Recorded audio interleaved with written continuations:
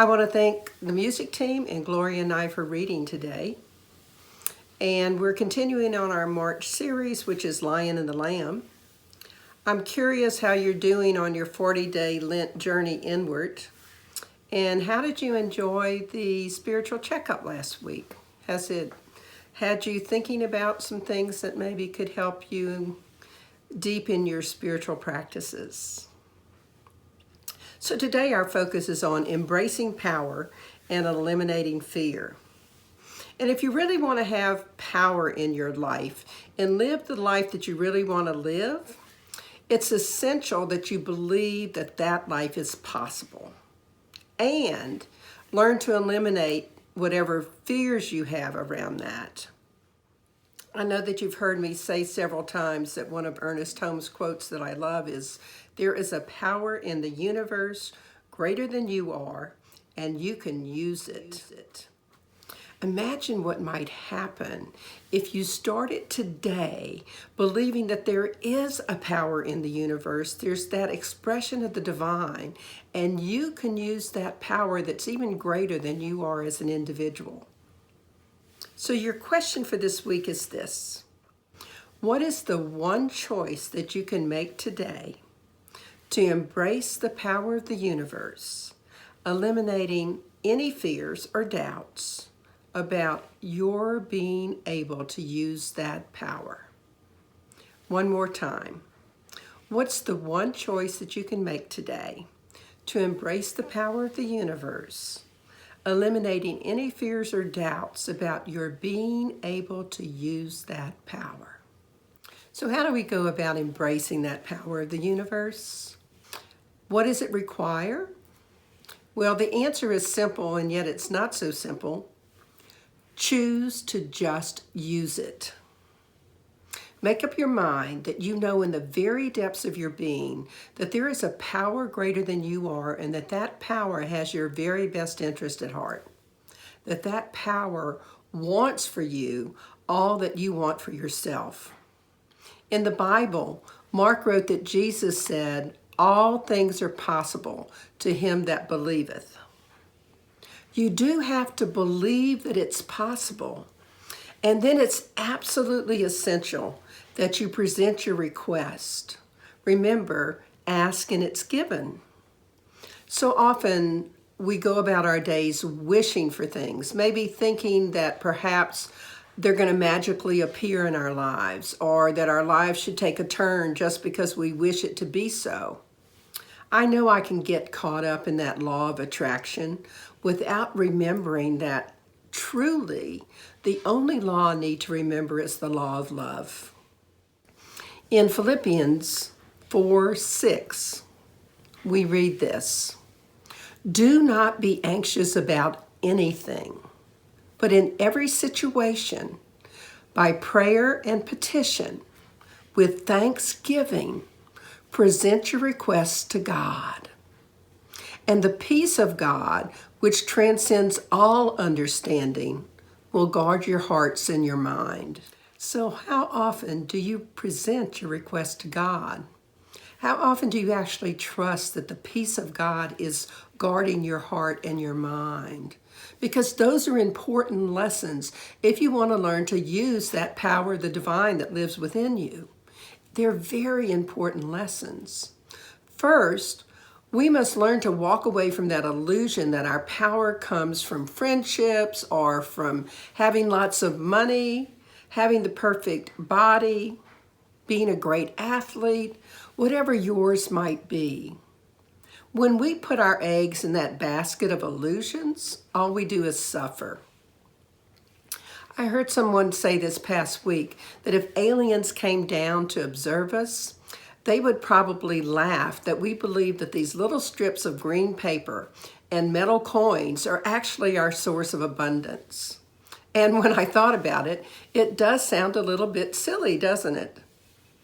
Once we let go of the illusions of where our power comes from, the next thing we have to do is embrace that our true power comes from the divine and it lives right within us.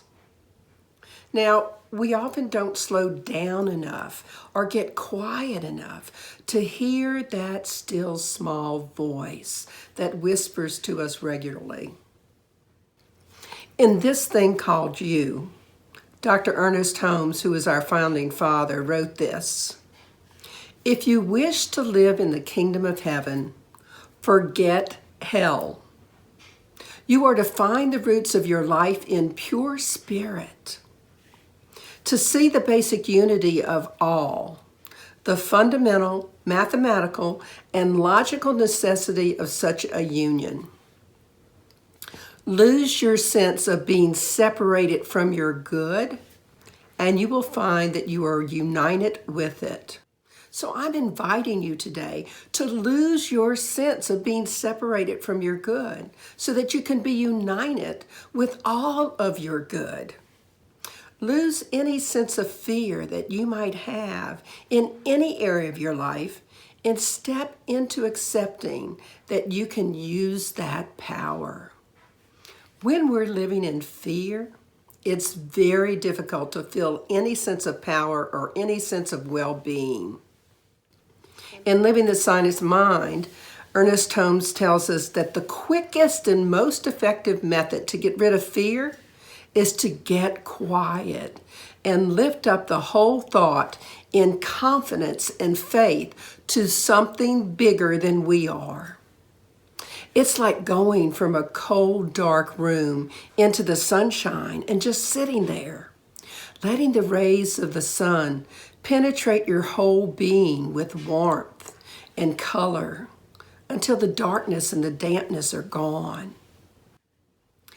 Lift up your thought and believe in something bigger than you are. I don't know about you, but I love basking in the sun, especially when I feel cold or damp. When we fear something, you've probably heard me use my acronym, which I know for me is quite appropriate.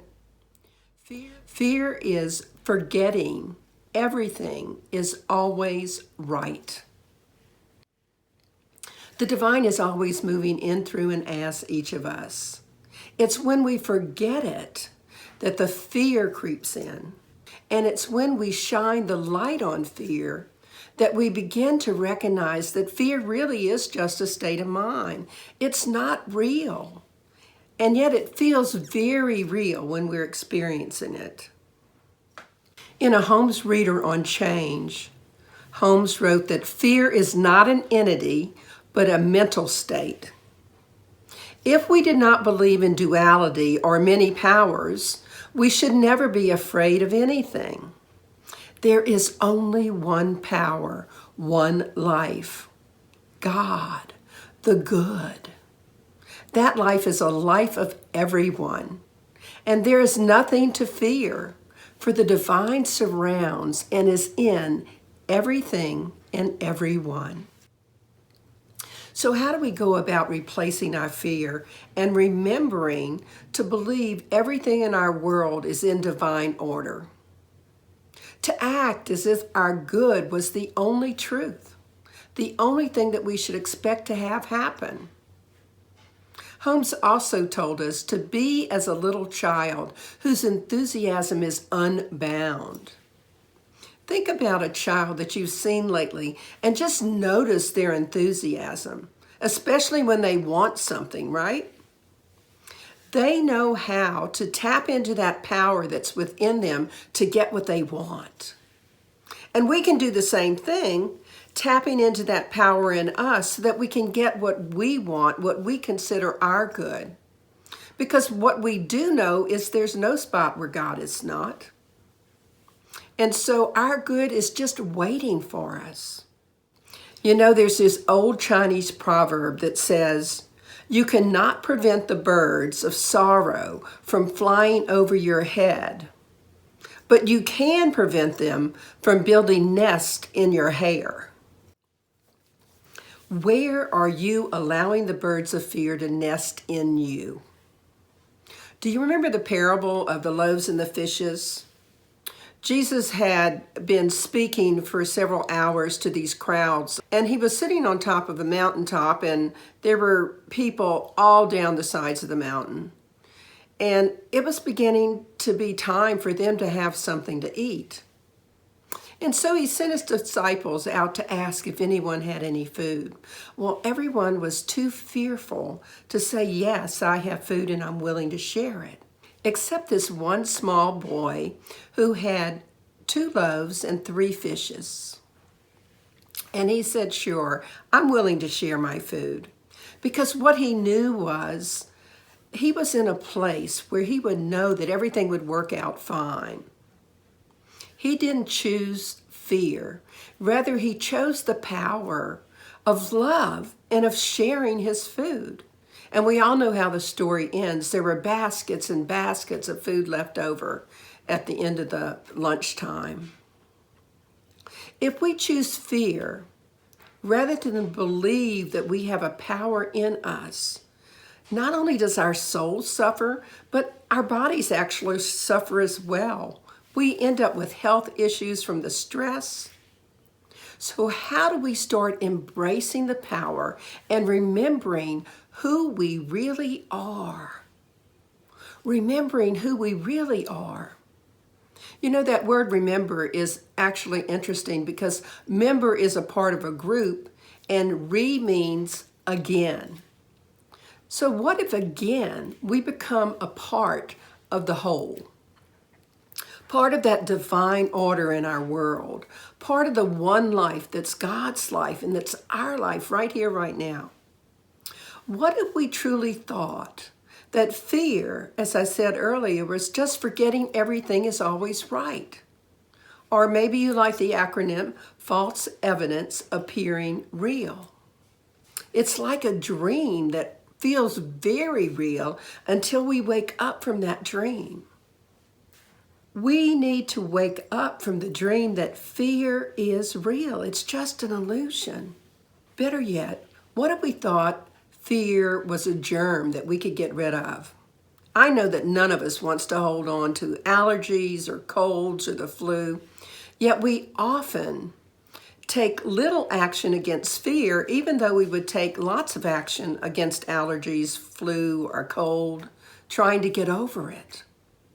Can you imagine the headlines? A germ of fear is taking over Baton Rouge, and a whole team of people are working to eliminate it. Well, you might be thinking about COVID right now, and I do realize there's a whole team of people that are working to get rid of COVID. But right now I want to concentrate on that germ of fear, that germ of doubt, that germ of accepting less than all that we can be. Let's be the team of people, the ones that embrace there is a power greater than we are that we can use. Do we actually believe that the divine spirit is right where we are? Do you really believe that? That God is pouring itself into you all the time, closer than your very breath? If so, become part of that team that eliminates the fear, gets rid of that fear germ so that we can be totally healthy. And in the process, we might become catalysts so that others can rid themselves of fear or of the dis-ease that separates us from our good, which is really exactly what fear does. Let's become as fearless as that young boy with the loaves and the fishes who was willing to share, who had the faith to know that there was plenty for him and for other people as well. In the New Thought Dictionary, they define belief this way: belief and not the thing believed in is the power. Since the world has had many varying religious convictions, and since all faiths have produced results, it follows that it is belief itself and not some peculiar religious conviction which gives power to thought. It is belief itself and not some peculiar religious conviction which gives power to thought. Believe that you can eliminate fear. There's a story about a young girl who went to the river every day to bring water back to her family. And every day she started out with 2 pots, and she would go to the river and fill the pots. And by the time she got home, there was only like a pot and a half of water. And as time went on, she began to get a little bit upset about this. And she was saddened that she did all of this work and she wasn't actually providing 2 full pots of water to her family. So she went to the elders in the community and said, I don't know what to do. Every day I take my pots and I go to the water and I fill them, and then I come back and one of them has a crack. And so by the time I get home, I only have like a pot and a half of water. And the elder said, as you're walking to the river today, notice the path. So she did. And as she began to do that, she noticed that on one part of the path were these beautiful wildflowers in full bloom. On the other side, there was only dirt. What she recognized in that moment was that it was the crack that was watering the flowers along the one side of the path to allow them to actually flourish. From that cracked pot came so much beauty. And the same, I think, is true in our lives. We should be excited about our own cracks.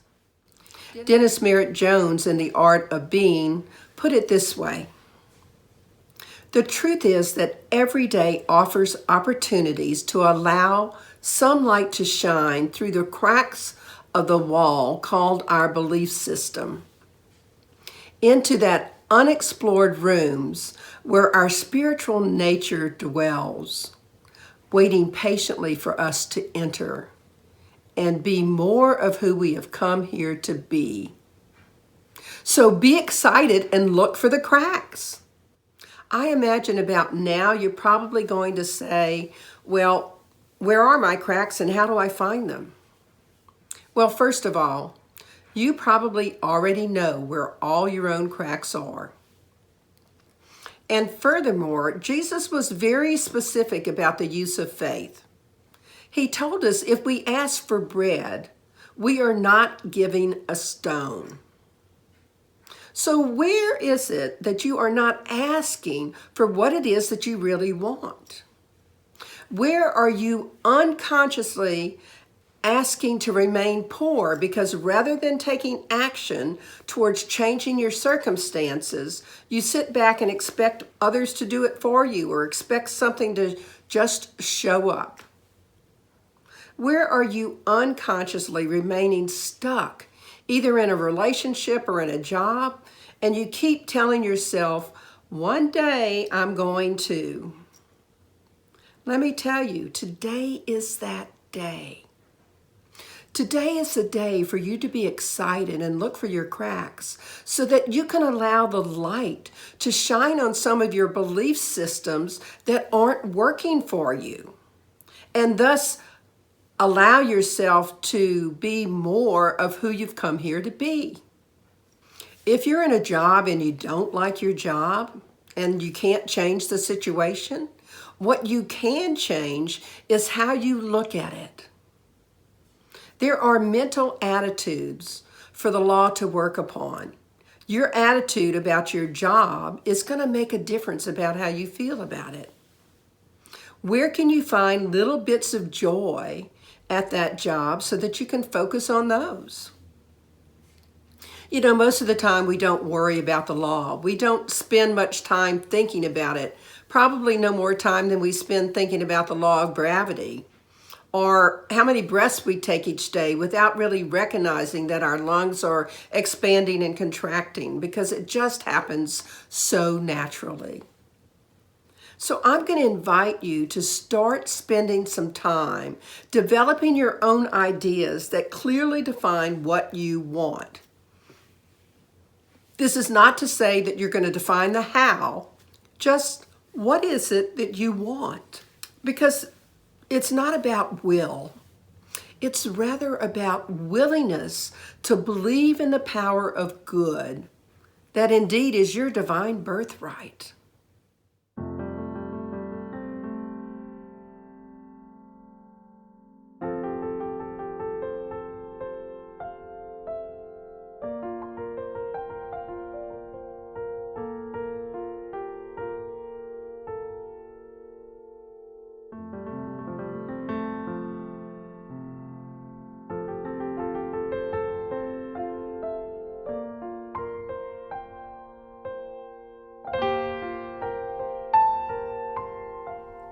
So in summary, today we talked about embracing that power and eliminating fear. Embracing the power of the universe by just choosing to use it. Believing in something bigger than you are. Giving up fear and embracing the power. Looking at fear as a germ that you can do something about if you just make a decision to do that. And starting right now, looking for and being excited about your cracks. The real power comes from embracing all of who you are, cracks and all. So here's your affirmation for the week. How is it today I make the one choice to easily and willingly embrace the power of the universe, eliminating any fears or doubts about my being able to use that power?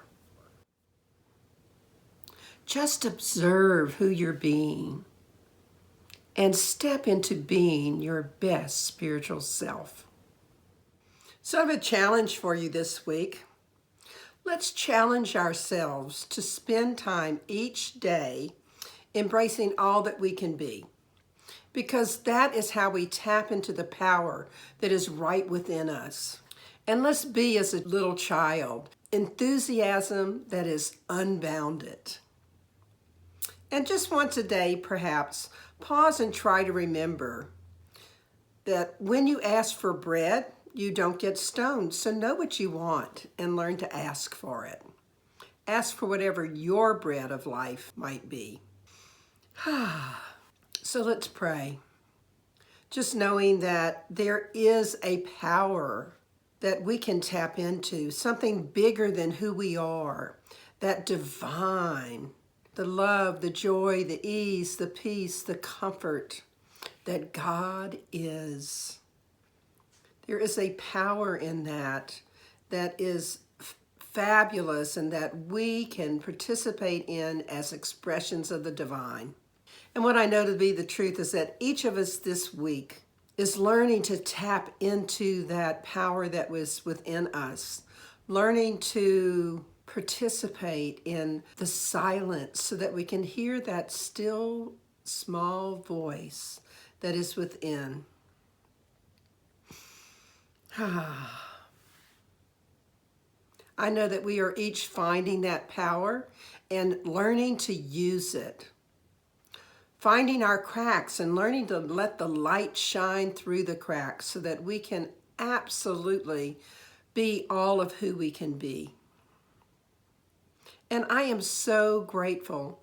I'm so grateful for this community, for this technology so that we can stay connected at least a little bit. I'm grateful to remember that the God without is the God within each of us. And that God has a power that is right within us that we can use. And it's from all that gratitude that I release this word into the law of mind, spirit, and action, into that law of love, knowing that God's already called it good, already called it done. So I can just say amen. And together we can affirm it. And so it is.